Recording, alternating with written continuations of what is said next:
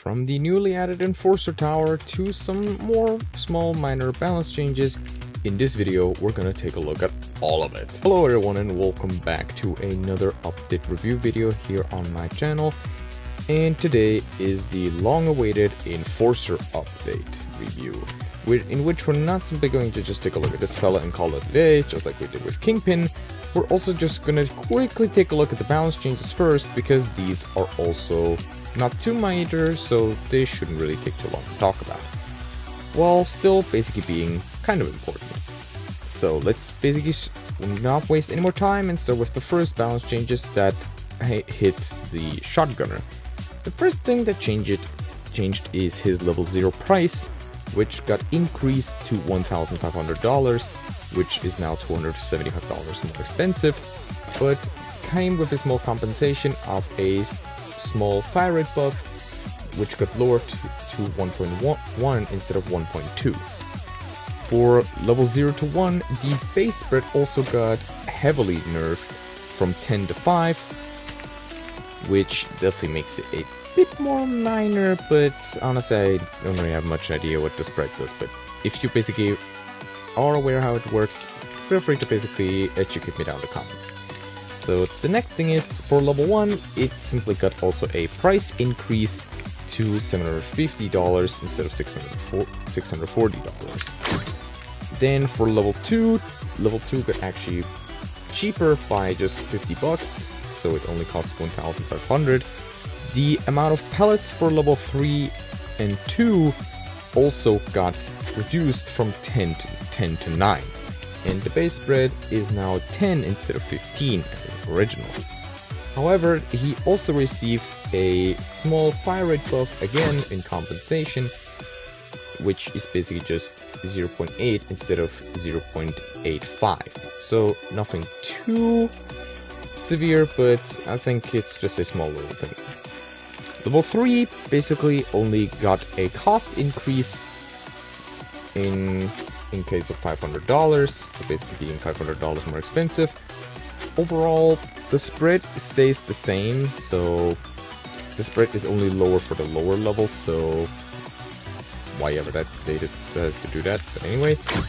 And then for level 4, he got also a bit more expensive by $277, and does not get a lower fire rate, and basically fires a bit slower. Instead of 0.75, it stays at 0.8. Overall, not really changing the shotgunner too much, but it's some small changes that maybe requires you to use a little bit of different tactics to basically use them properly. However, placement limit or anything else like that didn't get touched. He still has the same detections. He just basically suffers a bit from the lower amount of pellets. So now on to the more interesting part of this video, which is Juggernaut, which got a whole bunch of changes for not only default, but also for both paths.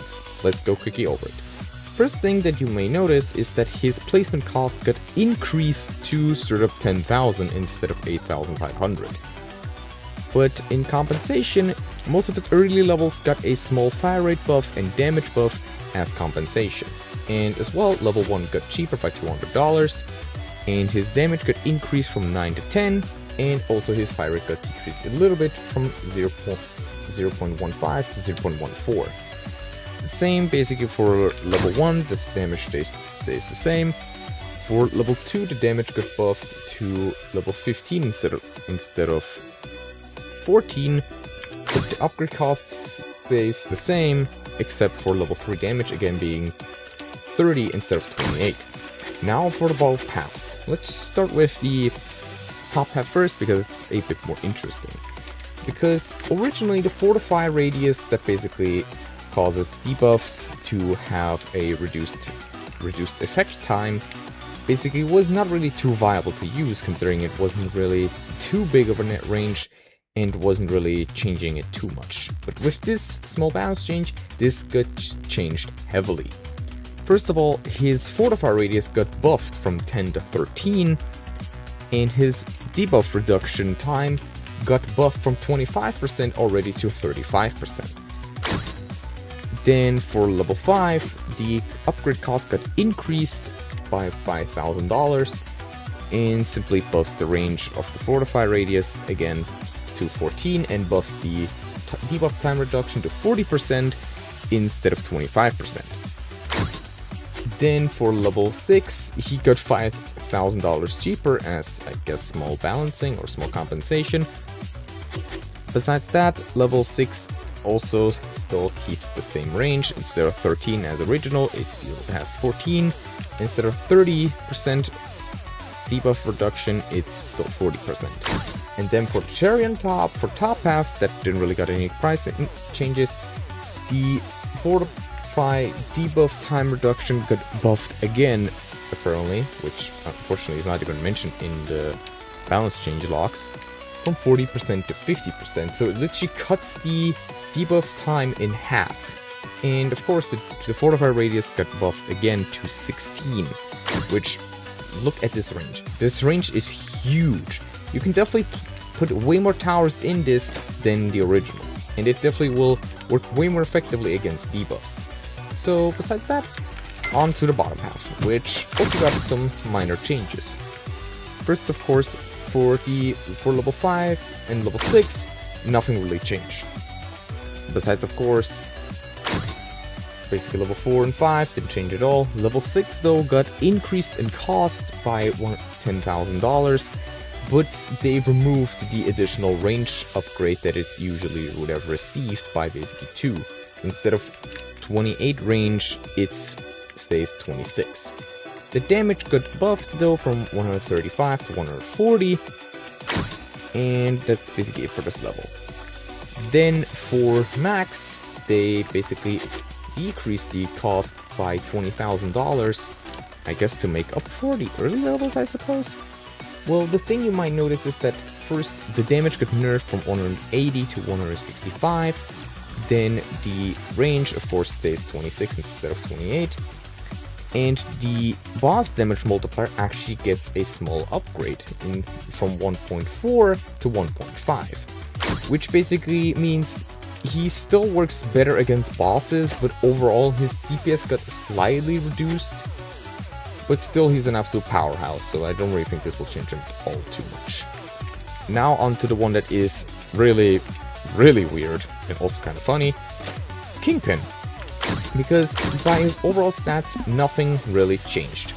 Like, I'm serious, nothing changed at all. None of his stats changed. The only thing that were changed are basically his bounty ability and one unit, which being the contractor. First, of course, the bounty ability. For the bounty ability, for all levels, the cash reward percentage got basically buffed by 10%. So instead of 50%, we now have 60% for level 4. For level 5, we then have 80% instead of 70%. And the total reward cap got also a bit lowered. I picked the cheapest for you. Yeah, thanks for saying that. Basically, the reward cap got also a bit shortened from 60,000 to only 50,000 max, which makes it a bit less efficient at grinding cash, but let's be honest, most enemies will not even give you that much cash. It's specifically only for bosses. But besides that, that's basically all changes for top half. The other changes that Kingpin received were for bottom half. So, yeah, thank you. The only changes that units received are basically the level 10 bouncer that you basically unlock at level 4 bottom path, which instead of 550 health only has 500 now. It's just a minor health change, which I don't really think would make too much of a difference. Then for the level 3 lackeys and the contractor, which were changed. The lackeys are fairly simple here. They're really simple sugar. Instead of 8 damage, they now deal 7. Instead of 27 range, they have 25. That's basically all the changes that they received. No health change, nothing. For the contractor though, which they changed by quite a lot. Because first of all, the health got doubled. From 200 to 400 health, the damage got slightly increased to 170 instead of 165. And its lifespan got actually increased by 5 seconds, which definitely made it a bit less fragile, and also being able to live for a bit longer, allowing it to deal a bit more damage. But that's basically all the changes that Kingpin received. Like I said, it's only minor changes that don't even affect him in any way. Now for Medic, which basically only got some nerfs to his or to her Ubercharge ability, with the compensation of having cheaper upgrades for it. Basically being all upgrades that basically unlock Ubercharge or change something about the Ubercharge are significantly cheaper, but with a cost of reduced Ubercharge duration. What do I mean by that? Simple. Level 3 is already 550 bucks cheaper, but if we take a look here at the Ubercharge duration, instead of 10 seconds, it's now only 7.5 seconds. So we basically get a less longer Ubercharge for a lower price. This is basically the same gimmick for all the other 2 levels. Basically being for level 4, it's instead of $6,000, it's $5,000, and instead of 12.5 seconds, it's just 10 seconds of Ubercharge. For level 5, it's $2,000 cheaper, and still it doesn't go above 10 seconds. Instead of 15 seconds, it's still 10 seconds. So I guess that kind of hurts the Ubercharge, but I guess it was maybe a bit too powerful. So besides that, time to move on to the Enforcer, which is of course the star of the show. So first of all, what does he bring to the table? Simple. Let's just basically go over his base stats first. He has a reload time of 1, range of 10, damage of 10, and a placement limit of 5, which has with a placement cost of $3,000, which makes it the second cheapest evolved tower in the game so far. Coming along with it, he of course brings in a unique mechanic, which is the shotgun pump time, which adds up to his reload time. So basically, even though it says only 1 second, he basically needs 2 seconds, because 1 second reload and then the 1 second for the pump time, because it's of course a pump shotgun that he's using. And he has only a max hits amount of 2, and just to note, this will not increase. It will only decrease, technically. It shoots 6 pellets, has a base spread and a random spread, which, again, if you basically know more about it than I do, feel free to basically tell me in the comments what the spread actually does. So, coming along already with lead detection right away, which makes it really viable in most that basically use or have lead enemies, which by all means aren't really that many of, but anyway. So with 30 DPS for 3,000 bucks, that's a really solid option. But keep in mind that this default DPS is basically only counting for 1 pellet. So if you really want to figure out the whole DPS, we basically have to calculate this or multiply it by the amount of pellets. So technically already would come around with 180 DPS.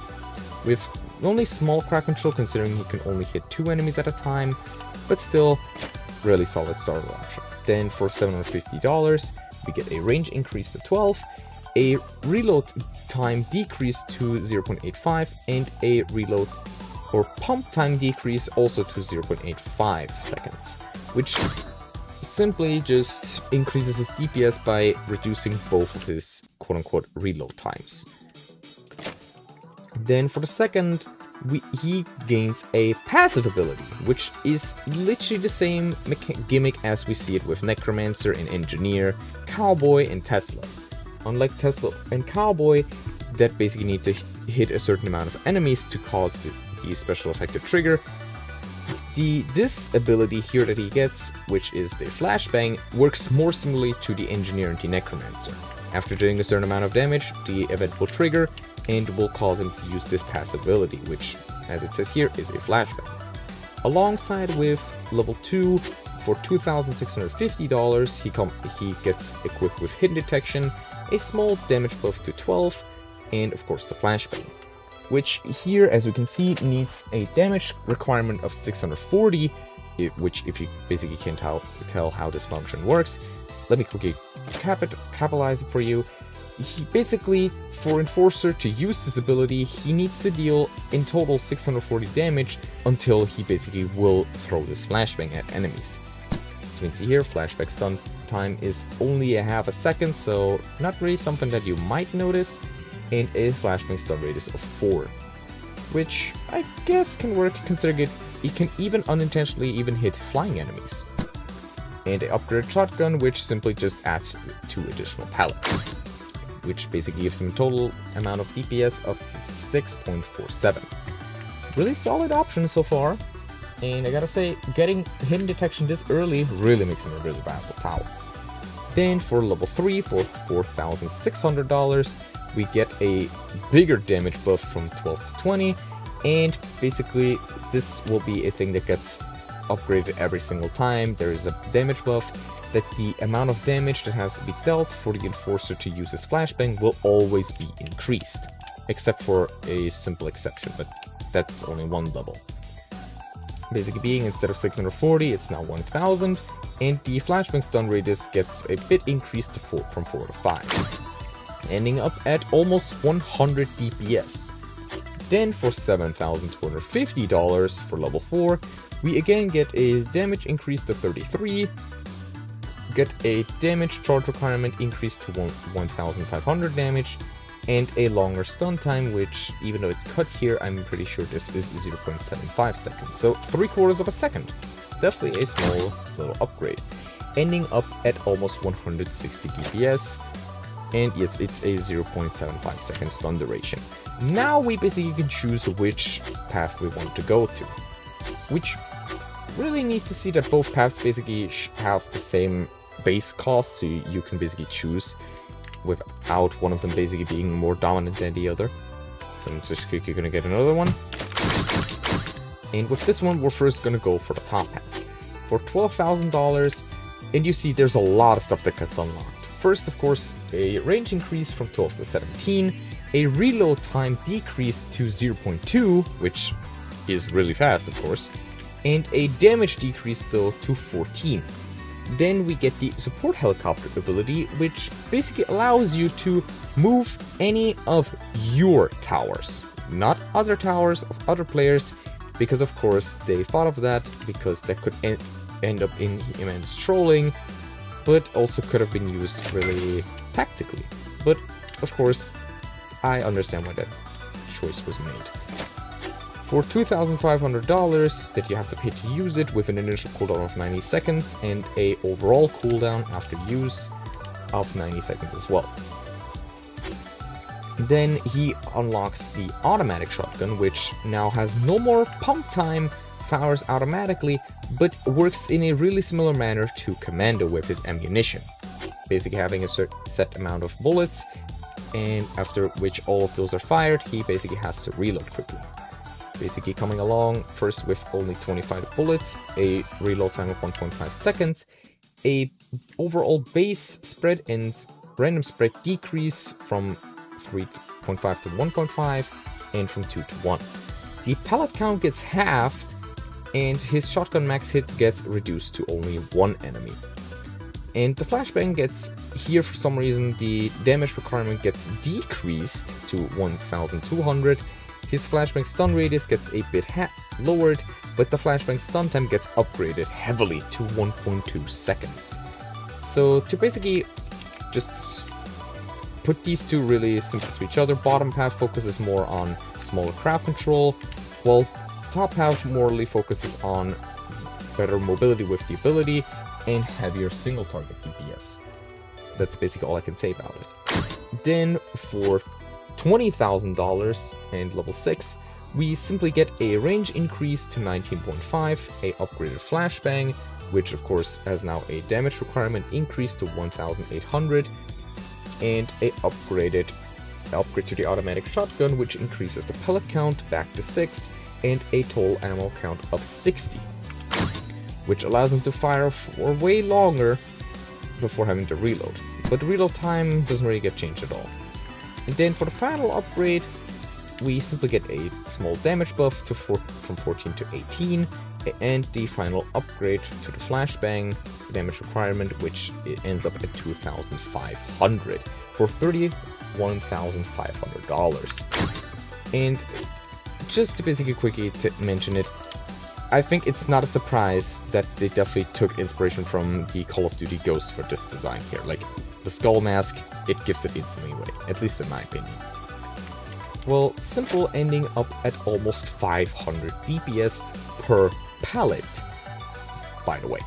So remember, always make sure you multiply that DPS by the amount of pallets that you have. But of course, the reload time also plays a bit into that, so it's maybe not 100% accurate, but he definitely will deal a lot of damage.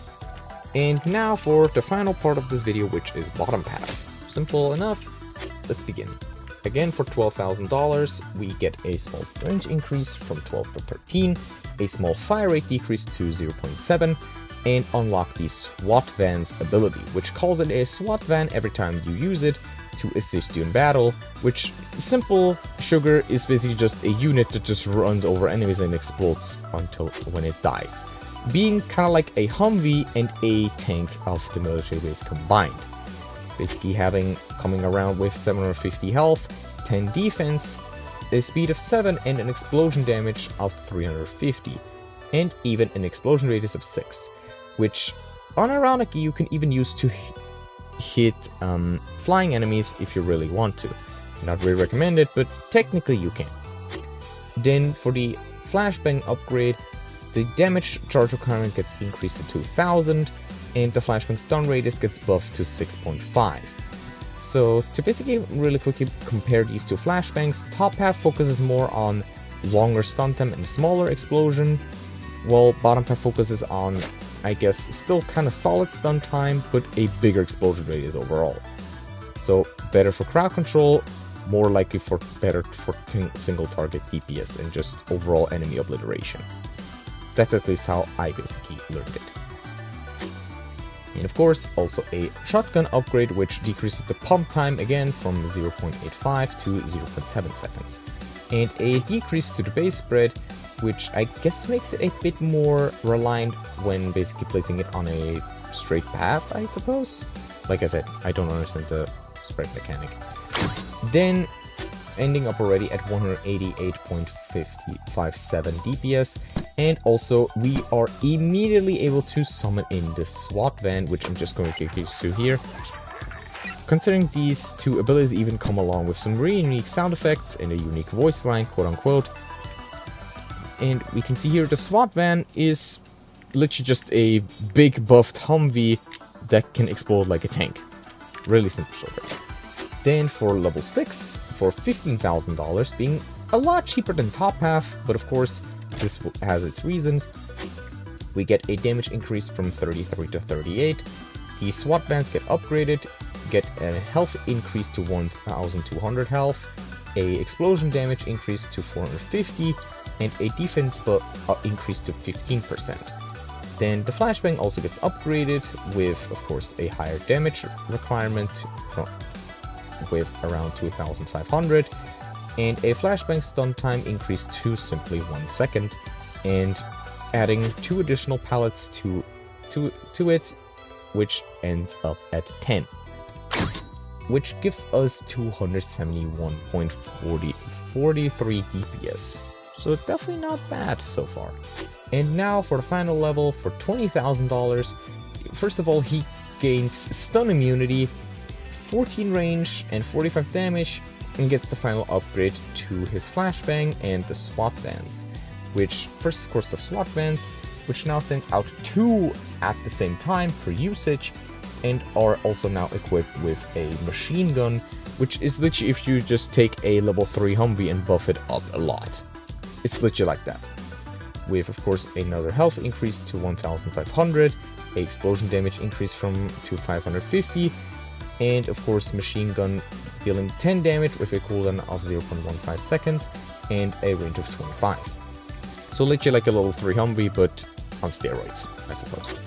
And of course the final flashbang upgrade, which is just a final damage charge requirement of 3,000 at max. So basically these two are definitely really useful in their own way. And of course, being able to place 5 of them really makes them stand out specifically in certain conditions against other towers. Considering especially towers like Juggernaut that only have a placement number of 1, you can definitely get a lot more DPS by basically just placing all 5 of them and put like 2 of them to bottom and 3 to top, and you're definitely good to go. The only thing that Enforcer lacks, unfortunately, though, is flying detection, which of course makes sense because having an evolved tower that has everything and being that stupidly strong would definitely be game breaking. So of course, as a catch, he of course doesn't have all detections, but the fact that he starts with lead already from level 0 onward is definitely something you should take note of. Would I say he's worth it? Yes. Is he powerful? Definitely. Would I say he's maybe one of the funniest, most fun to use towers in the game so far? Well, kind of. So overall, if I basically missed any detail or anything I basically forgot to talk about, feel free to tell me down in the comments below. And of course, again, if you basically have anything you want to say to me, basically how I could improve this video kind of style, feel free to basically tell me down in the comments below as well. And with that being said, I have covered everything that this update has to offer, and I'll see you all most likely in the Gladiator review then after this. So with that being said, bye bye!